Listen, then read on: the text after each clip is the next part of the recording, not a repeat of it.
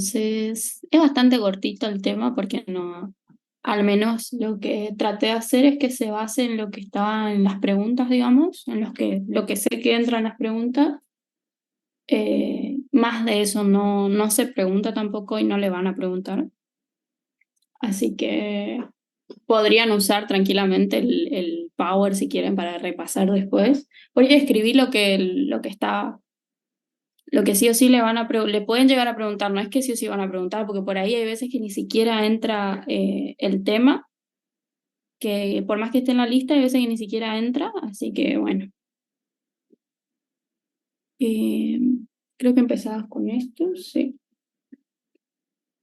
Bueno, el primer agente que tenemos que ver, según lo que puso el doc, entonces serían los Staphylococcus. Como sabemos, estos van a ser anaerobios facultativos, es decir, que van a poder crecer en una atmósfera que tenga oxígeno o que no lo tenga, digamos, o sea, puede estar en ambos. Son cocos gram positivos y también son catalasa positivos. Gram positivos, lo que ya se dijo en las primeras clases, es que pueden tener el color violeta que le da la tinción, digamos, y catalasa positiva quiere decir que puede descomponerse, o sea, cataliza la descomposición de lo que es el peróxido de hidrógeno en agua y oxígeno, pero eso tampoco no es muy... Lo importante es saber esas características sobre todos y que se agrupan en pares o racimos. Cuando lo podemos ver en el microscopio van a estar así. Esas son como las cuatro características más importantes que en preguntas estaba. Así que eso sí, acordarse de eso más que nada. Y que bueno, la mayoría va a estar en la flora normal de las personas, pero excepto el Staphylococcus aureus, que ese siempre va a actuar como un patógeno, es decir, sí o sí, si está presente, sí o sí causa una enfermedad, digamos. Los otros, en cambio, son más oportunistas. Si hay alguna lesión, si el paciente está inmunosuprimido, van a causar ahí recién eh, alguna enfermedad, por decirlo. Dentro de lo que son los estafilococcus tenemos dos más que son los más importantes y los preguntados, digamos, que son el epidermidis y el aureus. Dentro del epidermidis vamos a tener que se va a asociar sobre todo a aquellas infecciones que se dan en el ámbito hospitalario con las sondas, con los catéteres, con las prótesis. También da otro tipo de infecciones, pero estas son las más frecuentes, digamos, donde mayormente se ve y que va a formar lo que se denomina biofilm, que es una capita así medio transparente que no sé si, por ejemplo, suele quedar donde le ponen agua al perro. Si ustedes no cambian, suele quedar esa capita ahí de biofilm, que es toda una cosita medio gomosa. Bueno, ahí es ahí donde, cuando se forma eso, es donde empiezan a crecer este agente, digamos. Esas son sus dos características principales, digamos, porque las otras las comparten sí con con toda la familia que es el Staphylococcus, que son lo que pueden preguntar, digamos. Después, en lo que es el aureus, lo importante acá sería los determinantes de patogenicidad que este tiene, que son bastantes, de eso no todos van a preguntar, pero el importante sería el último, que sería la leucocidina de Panton Valentine, que ese creo que no lo tenían incluso ustedes, pero lo que hace ese es, actúa como en la parte de los leucocitos y leucocitos, polimorfonucleares también en los macrófagos, y lo que hace es producir necrosis. Eh, Ese es lo más importante en esta. Pero también después tenemos las otras cosas, por ejemplo, que produce las enterotoxinas, que eso va a estar sobre todo si se consume alimentos, digamos, que están contaminados y ahí ingresa la enterotoxina y ocurre todo el tema de lo que son los vómitos, las diarreas, eh, todo lo gastrointestinal. Después también producen la estafiloquinasa, es también otra importante. que lo que hace es destruir coágulos de fibrina y libera las bacterias que van a estar ahí para poder así invadir a todo el organismo, digamos.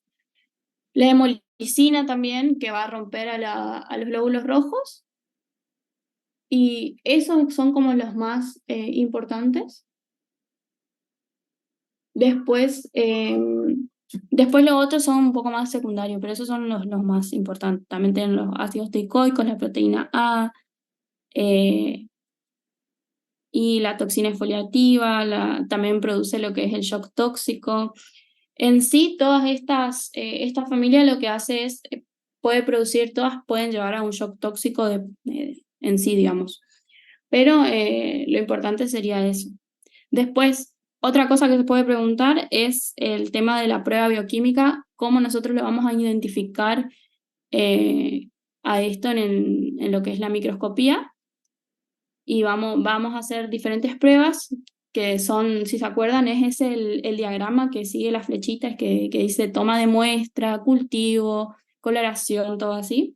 Bueno, pero acá lo que se hace justamente para esto es la reacción con catalasa, para ver si es catalasa positiva o no, la coagulasa también, y la fermentación con manitol.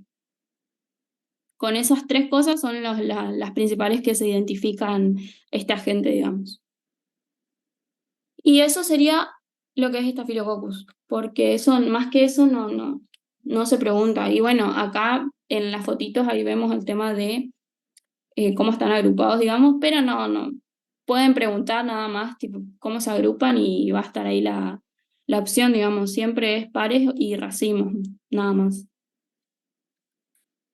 Después, en lo que es el estrepto, este es, bueno, también es un gran positivo, al contrario que el otro es catalasa negativo, y también es anaerobio facultativo, es decir, comparten varias características.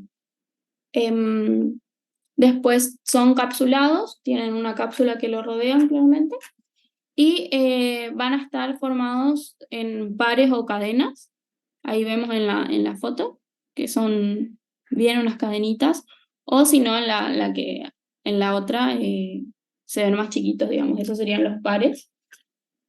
Y estos actúan sobre todo como en el organismo también van a estar algunas, como en la flora normal, digamos, pero sobre todo en las personas adultas, en la parte de la orofaringe, y también actúa como oportunistas, lo mismo cuando la persona está inmunodeprimida, cuando tiene alguna lesión, alguna enfermedad, todo, sobre todo en esas circunstancias. Después, en lo que es el Streptococcus, tenemos los dos más importantes, que son el Piógenes y el Neumonía.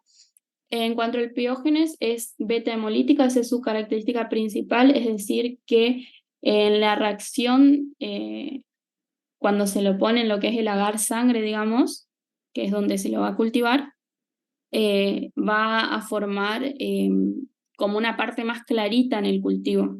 Se ve como medio una cosa transparente o se va a ver blanquecino también, y eso quiere decir que es beta hemolítico.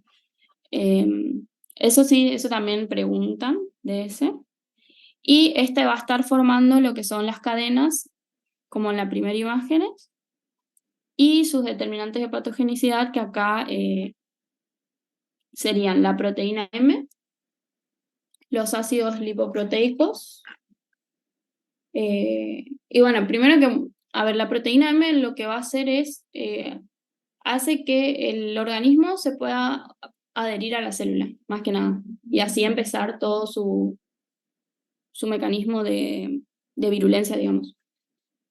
Después, en lo que son los ácidos lipoteicoicos, no me sale, esto lo que hace va a hacer que funcione como receptores para los fagocitos, así hacen que se los fagociten, y después están las que son las estreptolicinas, tenemos la S y la O, que va a hacer, o sea, lo que va a ser destruir al glóbulo rojo y para que se pueda liberar así el agente, digamos, y pueda diseminarse. Después produce también una toxina que según si justo es algo que produce en la piel, va a producir un exantema. si no, no. Después tenemos la estreptoquinasa, que va a destruir los coágulos de fibrina, donde van a estar las bacterias, también para que sean liberadas, y eso nada más, tipo, en lo que es determinantes. Determinantes de cada uno, sí se pregunta, siempre preguntan, algún que otro determinante lo preguntan.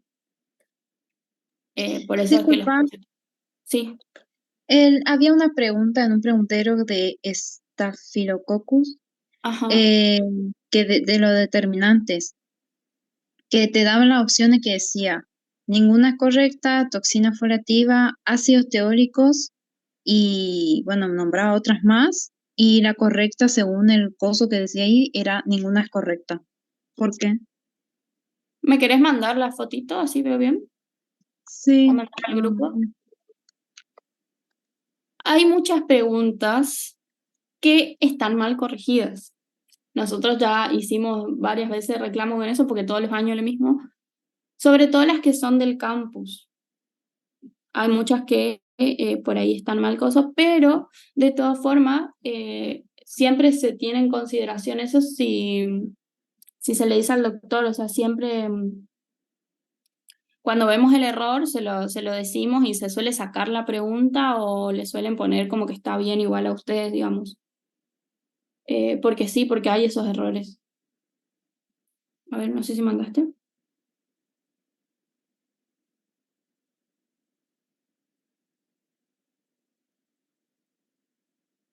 Bueno, avísame cuando mandás y ahí miro bien el coso y ahí te respondo.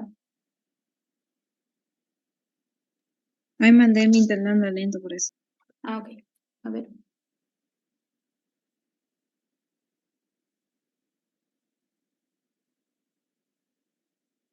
Ácido teoi, bueno, ese teoicoico, ese sería un Ajá. determinante. ¿Por qué No, la ese respuesta? no, en realidad está bien ahí la respuesta que ninguna es correcta, porque te dice, porque estos no son los teicoicos normales, digamos, sino son los que tienen, solían lipoteicoicos, digamos. Mm. Y los otros no. No, ninguno es. Luego había otra que era exactamente lo mismo, pero te Ujú. agregaba toxina folativa, algo así. Y en Bueno, ese caso sí era toxina folativa. claro, en ese caso sí pondrían ese. Pero en este no, en este sí está bien. eh, Porque no corresponde, digamos. Ok. Bien. Después, eh, bueno, de Piógenes es eso nomás.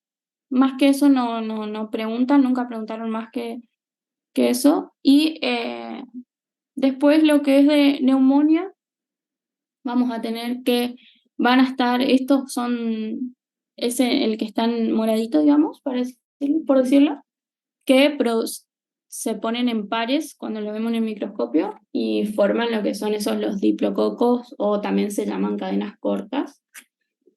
Al contrario que el Piógenes es alfa-hemolítico, es decir, se va a ver en el agar sangre, cuando sea el cultivo, se va a ver un poco más oscuro, un poco más verdoso, dices, pero es más oscuro en realidad, no se ve tan verde.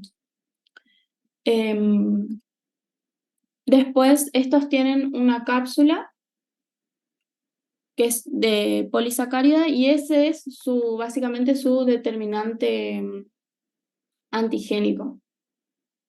Y también dice que es capnófilo, quiere decir que va a necesitar mucho dióxido de carbono para tener un buen crecimiento, digamos. Esas son las características más importantes que tenemos ahí.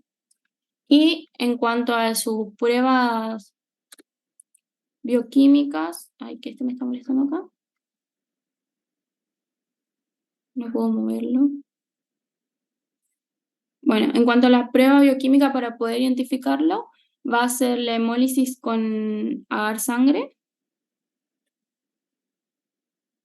y no sé por qué no se me mueve el coso.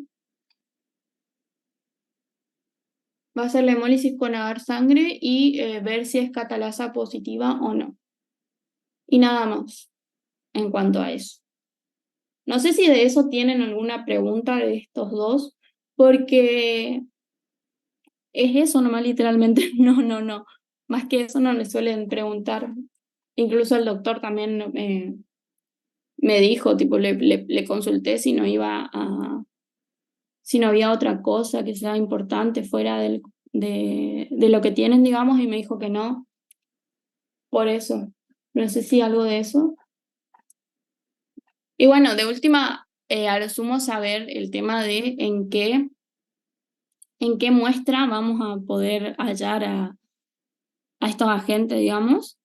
Pero como esa parte era más primer parcial, no va a llegar tanto a eso, pero por las dudas, el tema de que vamos a encontrarlos que es en líquido cefalorraquídeo, si es que está ahí, en sangre también puede estar, en el esputo, en las heridas también, si llegan a formar heridas o si causan, por ejemplo, una celulitis que se da en la piel, bueno, lo vamos a encontrar ahí. Y eso, pero no, eso no se pregunta en sí igual. ¿Está con eso?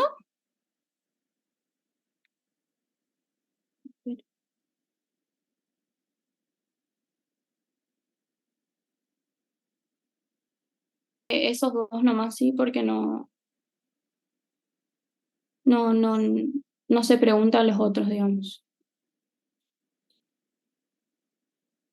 Después, en cuanto al otro agente que teníamos para ver, tenemos el Cryptococcus, que es una levadura que va a estar rodeada por una cápsula, el cual va a ser su principal factor de patogenicidad también. Y este va a tener dos especies, sobre todo, que son el Gati y, que no me deja, y el Neoformans. En cuanto al Gati, estos van a estar sobre todo en los pacientes inmunocompetentes y vamos a tener que se encuentra en áreas tropicales y subtropicales, eso también se puede preguntar en dónde está. Y el Neoformans va a tener como reservorio a los que son las aves, sobre todo, las palomas, y va a estar, se va a hallar sobre todo en pacientes inmunosuprimidos. Y se va a adquirir, bueno, este se va a adquirir por medio de lo que es, puse acá. Se va a adquirir por inhalación de estas levaduras que van a estar en el aire, digamos. Y según el estado inmunológico que tenga la persona en ese momento, va a ser bien una enfermedad pasajera o va a manifestarse. O sea, si la persona está bien con su sistema inmune, puede ser que no pase nada y no lo manifieste. Si está mal, sí va a tener otros problemas, digamos, pero no es que les compete eso a usted en este momento, digamos. Em, y eso nada más. Lo importante acá que le pueden preguntar es el tema de cómo se adquiere, que sería por la inhalación de los procoágulos, es decir, de las levaduras que se encuentran en el ambiente, por el tema de las excreciones que tienen las palomas, por ejemplo. Y eso. Después, en cuanto a los factores de virulencia que va a tener este agente, tenemos que tiene su cápsula, que ya lo mencioné, la cápsula de polisacáridos, que va a bloquear la fagocitosis, va a inhibir que migre el leucocito y inhibe también la producción de citoquinas, o sea, es decir, que se forme todo el tema de la cadena que hace que el huésped se defienda, por decirlo. También produce melanina, que va a hacer que tenga más resistencia a la pared celular, y libera manitol, que inhibe la fagocitosis. No se le pregunta igual el tema de qué característica tiene cada uno, sino los factores en sí. ¿Cuáles son los factores? La cápsula de polisacáridos, la melanina y la liberación de manitol. Pero el que sí o sí le van a preguntar va a ser el primero, lo otro no. Después, En cuanto a su diagnóstico, vamos a tener que se hace a través de lo que es el esputo, el lavado bronquial o LCR, también en orina, en muestras de biopsias, secreciones de la piel, si hay alguna lesión en la piel, digamos, y en las mucosas también. Y el examen microscópico directo se va a hacer con un test de tinta china, que es el método de elección para la observación de estas levaduras que tienen cápsulas, digamos. Eso también es pregunta, la parte del test de tinta china se pregunta, eso es lo importante ahí, y después se va a cultivar en un medio que es el Sabura. Nunca me sale ese, no me va a salir ahora tampoco, pero ustedes lo están viendo ahí, con antibiótico, que va a estar a 25-28 grados y entre lo que es los 35 y 37 se va, o sea, tipo, serían en esos dos puntos donde se van a desarrollar, digamos. Y se va a desarrollar a partir de las 72 horas. Y puede tardar hasta una semana, digamos. Después también hay otros tipos de test que se hacen para el diagnóstico, pero el importante acá es realizar la tinta china y realizar el cultivo eh, de la gente, y nada más. Eso en cuanto a esta gente, digamos, lo que es pregunta. Y después, el otro que teníamos era Salmonella, que tiene dos agentes sobre todo importantes, pero el más importante en las personas, en los humanos que afectan a los humanos, sería la entérica. Estas lo que hacen bueno, sus características en sí va a ser que no fermentan en lactosa, la mayoría son móviles y producen diarrea que va a estar relacionada con la ingestión de los alimentos que están contaminados con la materia fecal, ya sea por contacto directo, digamos, o por contacto entre la mano, digamos, con las cosas, qué sé yo, con la mesada, por decirlo, eh, a través de toda esa forma, digamos. Y no es un agente que esté en la microbiota normal de las personas, sino que si la encontramos es porque hay una infección claramente. Después, en cuanto a los factores que producen patogenicidad, vamos a tener que es una bacteria muy invasiva, que va a atravesar todo lo que es el epitelio del intestino delgado y lo va a destruir. Pasa todo lo que es mucosa, su mucosa, todo y destruye. Entonces eso hace que las diarreas tengan moco y pus, digamos, por la destrucción del epitelio. Después produce lo que es una endotoxina, que tiene un lipopolisacárido en la pared y que cuando se libera, o sea, que se va a liberar, ese lipopolisacárido se va a liberar cuando la bacteria va a destruirse y también ayuda al tema de la invasividad. Produce también el antígeno 6, 6 creo que era, sí, que es un polisacárido que rodea a la bacteria. Por eso es que se suele decir como que tiene una pseudocápsula, pero no tiene una cápsula, es solamente el polisacárido este que lo rodea así, digamos, pero no llega a ser cápsula. Porque por ahí puede ser que les diga algo del tema de la pseudocápsula, digamos, y es porque le esté hablando de esto, del polisacárido. No todas las tienen tampoco igual. Y tiene también una enterotoxina que tampoco es constante, así que no es muy importante tampoco. Acá lo importante es que es muy invasiva y cómo se van a ver las heces, porque eso sí van a preguntar cuál tiene eh, moco y pus, digamos, que sería solo esta, digamos, solo salmonella. No sé por qué no se me mueve.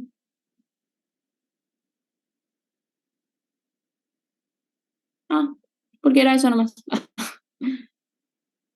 Bueno, de esto es eso nomás, o sea, de lo que se pregunta, porque no les iba a poner, hay otras cosas, pero ya es darle de más al pedo a cosas que no van a llegar a preguntar y que nunca se preguntaron. Aparte también le consulté al doctor y, y él también me confirmó que no, que este año no iba a ser la excepción tampoco, así que es eso nomás. Si tienen alguna duda con eso, si me lo dicen ahora, o también me pueden mandar igual o al grupo o al privado las cosas, sobre todo con el tema de las preguntas. Sé que tienen muchas dudas por el tema de los pregunteros. Eh, ya les digo, hay muchas preguntas que por ahí están mal corregidas.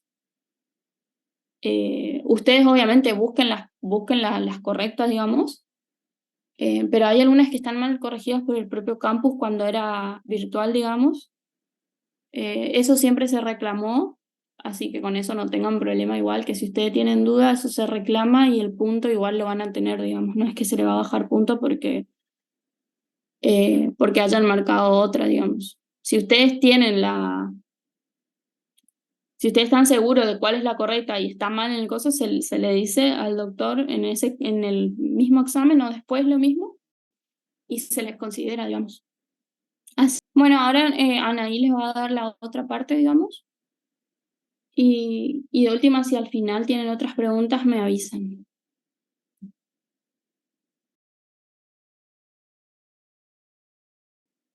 Sí. Ah, bueno. Bueno, yo les voy a dar el repaso de Mycobacterium tuberculosis y Neisseria meningitis.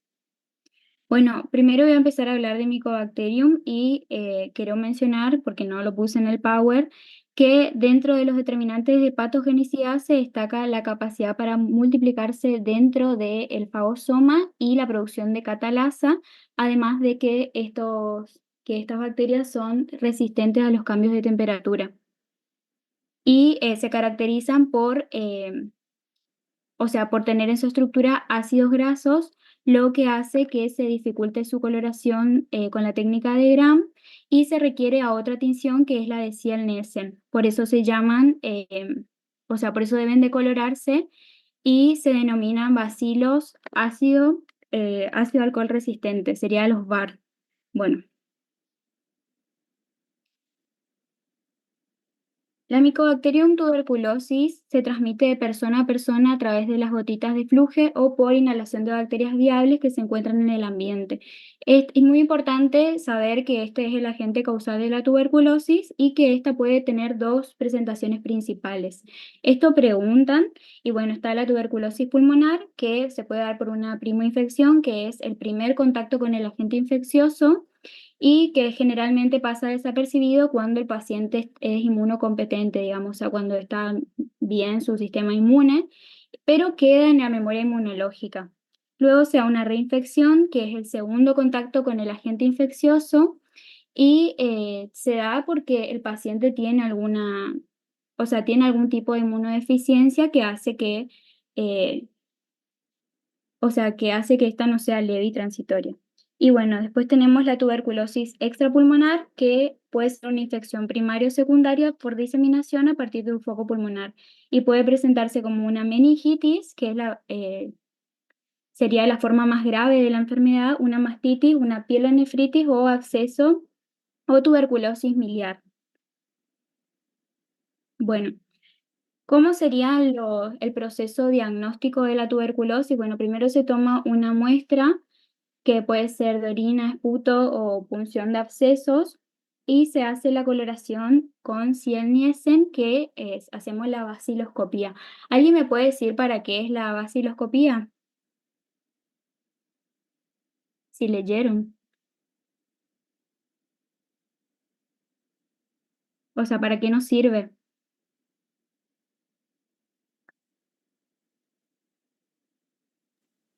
¿Sería para el recuento de los VAR? Claro, ahí está. ¿Y esto para qué? O sea, ¿para qué nos sirve el recuento de los VAR? O sea, ¿por qué es importante hacerlo? Para el tratamiento. Claro, exacto. Bueno, y después de eso hacemos el cultivo de Lowenstein-Jensen.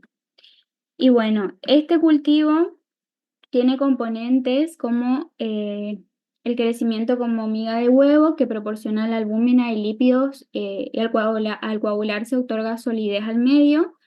Después tenemos el pan verde de malaquita, que actúa como inhibidor de otras bacterias, y el glicerol, que es la fuente de carbono, junto con la asparagina, que es la fuente de nitrógeno. Cuando se toman estas muestras, tenemos que incubarla en aerobiosis a 37 grados centígrados durante 30 a 90 días antes de descartar los cultivos como negativos. Y bueno, las bacterias desarrollan dando colonias secas, amarillentas, rugosas, como migas de pan. No sé si vieron en el apunte de la cátedra, aparecen los tubos de ensayo con la imagen. Bueno, y esto no van a preguntar, pero es importante que ustedes sepan que actualmente existe este método de GenExpert, que es por biología molecular, que también detecta la tuberculosis y ya nos avisa si esta es resistente a rifampicina, si tiene sensibilidad a rifampicina. Después tenemos la reacción de Mantoux, que evalúa en vivo la inmunidad celular frente al bacilo tuberculoso y sirve para detectar el contacto previo con el bacilo, ya sea por vacunación o por infección. Como antígeno se utiliza el derivado proteico purificado y bueno, antiguamente se utilizaba la tuberculina, que contenía una mezcla de lípidos, pero daba reacciones inespecíficas. Y bueno, ¿y cómo interpretamos esta reacción? Bueno, interpretamos que es introdermo reacción negativa cuando no se observa induración o hay una induración menor a 4 milímetros, que significa que no existió contacto o que la persona es inmunosuprimida, por lo que hay posibilidad de infección. Y es positiva cuando se observa una induración de 10 milímetros o más, y está indicado que hubo contacto con la bacteria o sus antígenos por vacunación. Y bueno, es dudosa cuando tiene 5 a 9 milímetros y esto puede deberse a un contacto con otra micobacteria. Bueno, ¿cómo prevenimos la tuberculosis? Bueno, aplicamos la vacuna BCG, que es la cepa de Mycobacterium boris atenuado con repique sucesivo en papa biliada, y esta se aplica intradérmica durante el primer mes de vida. O sea, todos tenemos puesta esta vacuna y lo más importante es que se tiene que aplicar antes de que el niño salga de la maternidad. Bueno, entonces deben vacunarse a todas las personas tuberculinos negativas y esta vacuna previene principalmente la meningitis tuberculosa, que como les dije al principio es la forma más mortal de la tuberculosis. Luego tenemos a la Neisseria meningitidis, que sus principales determinantes de patogenicidad son la cápsula, que es un polisacárido resistente y es resistente a fagocitosis, las fimbrias, que intervienen en la adherencia del epitelio respiratorio, la inmunoglobulina A, que inactiva la inmunoglobulina A de las mucosas, la proteína de membrana externa, que participa en la adherencia y activa la endocitosis, y el lipopolisacárido, que es responsable de la acción endotóxica y responsable de la coagulación intravascular diseminada en el caso de la infección generalizada. Bueno, espérame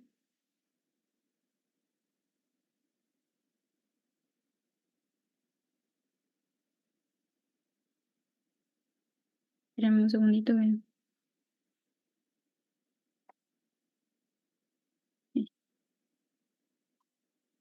Bueno, las patologías que produce el Neisseria meningitidis son la meningitis purulenta, que esto preguntan, es más frecuente en niños mayores de 5 años, adolescentes y adultos jóvenes, y en poblaciones cerradas como guarderías, asilos o cárceles.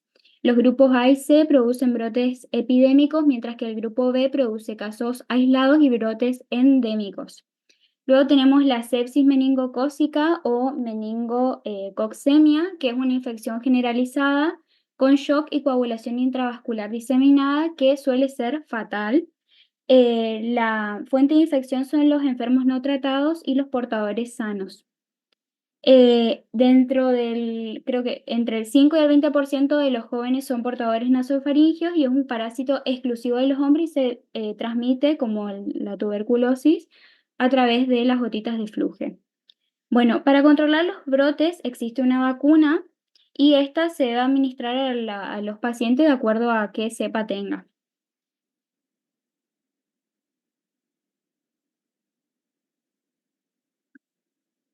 Bueno. Y bueno, ¿cómo tomamos el diagnóstico de esta bacteria? Las muestras de hisopados se deben colocar en medios de transporte y procesarse rápidamente. Y las muestras obtenidas por punción, ya sea líquido cefalorraquídeo, sinovial o sangre, deben mantenerse a 37 grados centígrados hasta su procesamiento.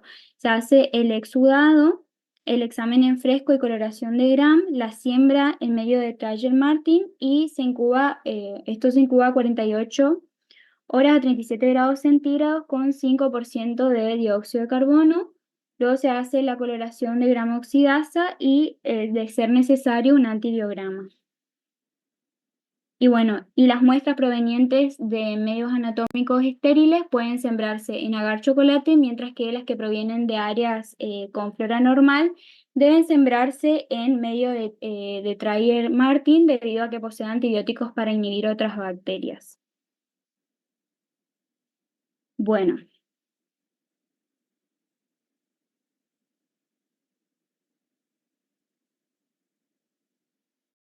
Esperen, les voy a compartir lo otro.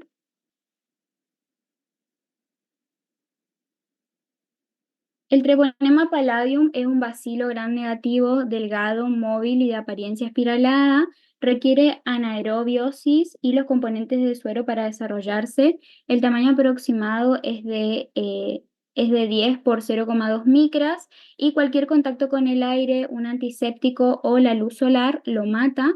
Puede utilizarse coloraciones como inmunofluorescencia o impregnación argéntica para visualizarlo.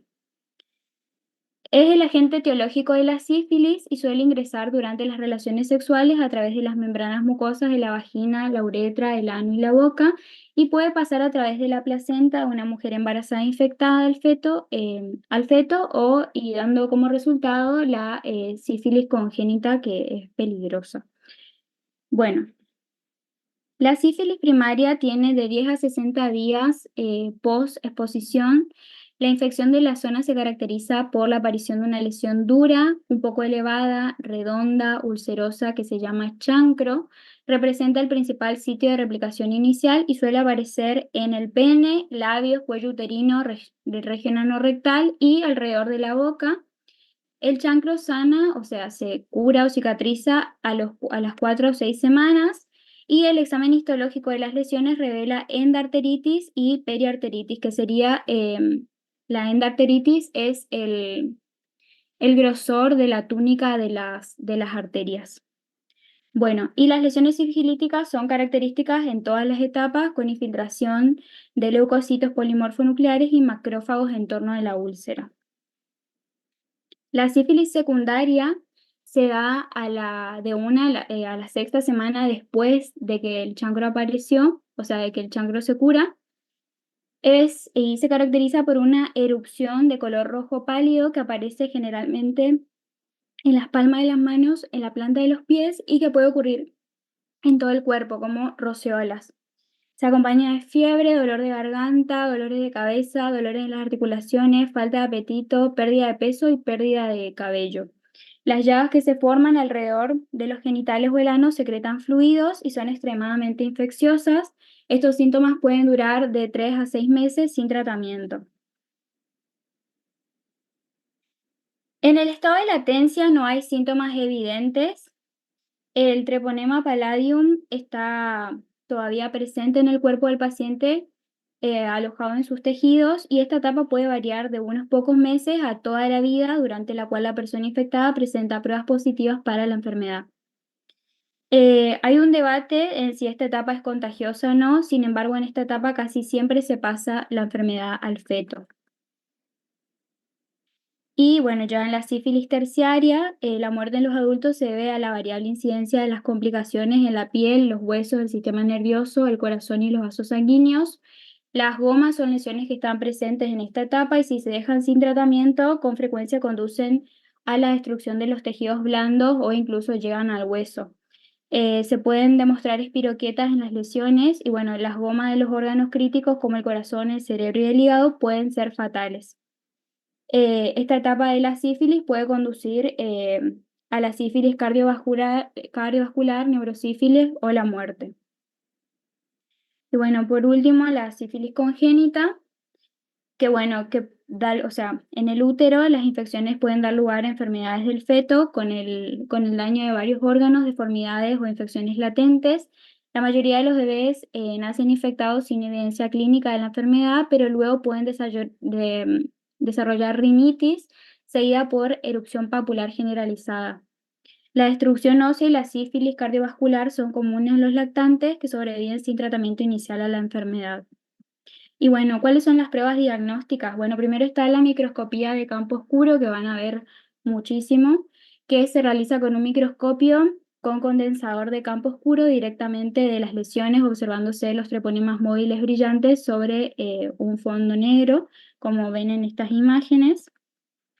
Y bueno, luego tenemos la serología, que tenemos las pruebas no treponémicas y las pruebas treponémicas. Dentro de las pruebas no treponémicas, estas permiten detectar los anticuerpos inespecíficos, inmunoglobulina G, inmunoglobulina M, desarrollados a partir de los lípidos contra las células dañadas durante la fase temprana de la enfermedad. Y bueno, estas pruebas son comúnmente utilizadas. Son la VDRL, perdón, y la prueba de reagenina rápida en el plasma. Bueno, y se confirma con la FTAPS, que es la prueba treponémica. O sea, primero hacemos la prueba no treponémica y la confirmamos con la prueba treponémica. Y para diagnosticar la sífilis congénita aplicamos en el recién nacido la prueba treponémica con antígeno inmunoglobulina M.